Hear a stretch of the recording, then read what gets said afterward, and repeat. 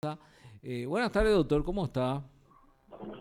¿Qué tal, mi querido amigo Raúl? Estamos acá con Ligia Acosta, doctor, y queríamos saber un poquito. Ayer finalmente le absolvieron a este abogado que estuvo más de 2 años preso en el caso del operativo Scanner. Así mismo de Raúl. Es algo que no suele suceder con normalidad en nuestros tribunales y sobre todo cuando se trata de un hecho punible considerado de narcotráfico y con el condimento de que es un tribunal del crimen organizado. Sí. Doctor, ¿cómo está? Lija Costa le saluda. ¿De qué le acusaba la fiscalía en ese entonces y que por eso le dieron esta prisión preventiva? Sí, ¿qué tal, Liz? ¿Cómo está? Todo bien, doctor. Bueno, le comento cómo sucedieron las cosas. Sí, doctor. Resulta ser que hubo un operativo, vamos a decir, de incautación de droga en el aeropuerto. La causa fue denominada escáner. En ese tiempo, este, salió la señora Eliana y las demás personas que prácticamente tuvieron, vamos a decir, alguna participación en el hecho. Y entre ellos estaba Luis Servián, que era el defendido de nuestro defendido. O sea que, hablando mal y pronto, era el abogado del procesado Ujú. en esa causa. Y anterior a eso, era ya un conocido de él. Ya Luis Servián, antes que no estaba procesado todavía en la causa. Y hay otra causa que es denominada Oasis. el Oasis, donde en esa causa hubo también varias intercepciones de llamadas telefónicas y entre eso estaba también la mira del señor Luis Servián y tenía algunas conversaciones con el señor Carlos Duarte, que es el abogado Carlos Duarte, ¿verdad? ¿Qué es lo que pasó aquí? De que la, la intercepción de la llamada de Oasis, el fiscal prácticamente adjuntó a las causas del escáner, pero no tiene vamos a decir, ni una conexión lógica en relación a Carlos. Así como ayer el Tribunal de Sentencia, con lujo de detalle, explicó los motivos, los fundamentos y cuáles son los elementos a tener en cuenta. ¿Y qué pasó ahí? Hubo realmente, tengo que ser claro también con eso, ¿verdad? Y inclusive de público conocimiento de que hubo algunos audios mencionando al agente fiscal Osmar Segovia, donde nuestro defendido, el colega Carlos Duarte, había mencionado alguna situación atinente a su sexualidad del fiscal. Y nosotros creemos y estamos convencidos de que ese fue el detonante para que él sea incluido en la causa y sea procesado en la causa escándalo. Ese es el motivo principal. Le buscó la vuelta prácticamente para de alguna manera castigarle por tocar su sexualidad.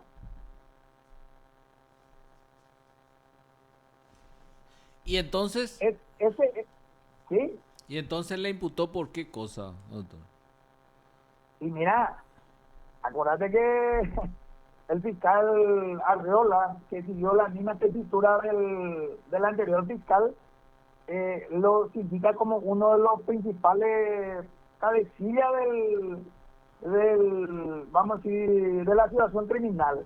Inclusive le califica la conducta de él en el artículo 26 del tráfico internacional, que supuestamente él operaba o organizaba y hacía el preparativo. Incluso habla de que el señor Luis Servián, antes de ser funcionario de la DINAL, que él de alguna manera tenía alguna injerencia en la contratación de él en la DINAL. para justamente realizar los envíos de droga al exterior. Y lastimosamente para la fiscalía, esa versión no fue comprobada y yo no sé por qué los fiscales, cuando se dan cuenta que el otro colega no tiene los elementos suficientes, porque insisten en llegar hasta lo último y pedir una condena muy alta, que es de 13 años, que no correspondía. Y el colega Carlos Duarte o sea, hasta el día de ayer cumplió 2 años, 3 meses de pena privativa de libertad.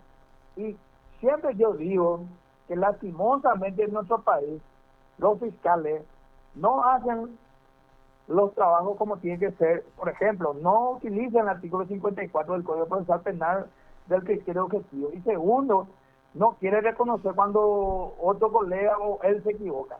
Entonces, ¿qué pasa?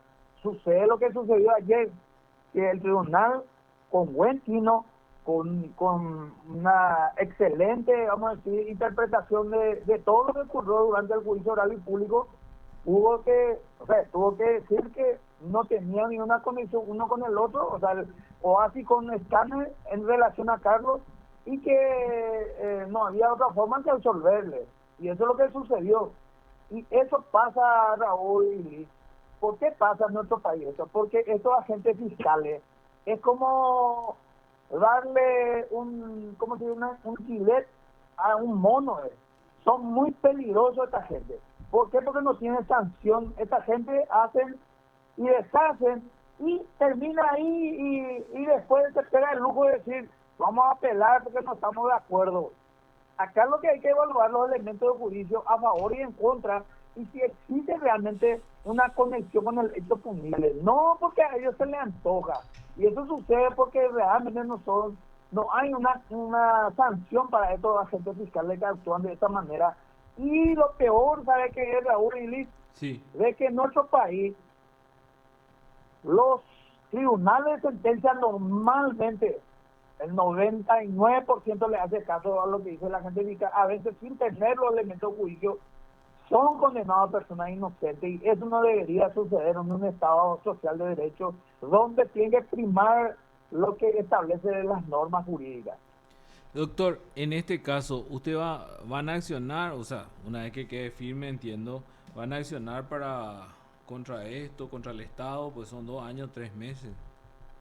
Y no hay otra, acá no hay otra alternativa. Acá tenemos que primero denunciarle al fiscal Omar Segovia, que hoy en día es camarista, denunciarle también a la gente fiscal, a Andrea Viola, y también hay que denunciarle al juez que elevó la causa de juicio, y subsidiariamente al Estado, porque imagínense lo que pasó con el colega. Él era un abogado que representaba a uno de los procesados, que es Luis Servial.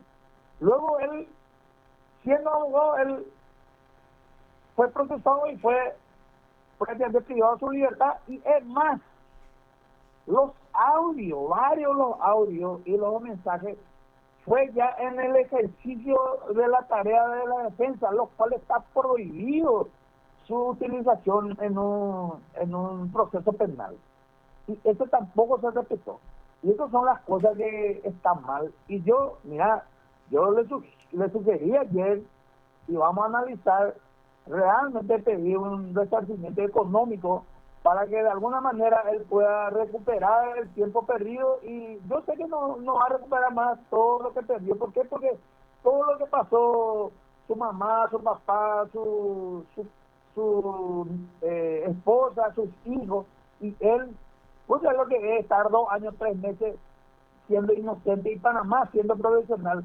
Por eso siempre yo le aconsejo a los colegas que se dedican a defender las causas de crimen organizado y narcotráfico, que tienen que atender bien lo que va a decir en el teléfono.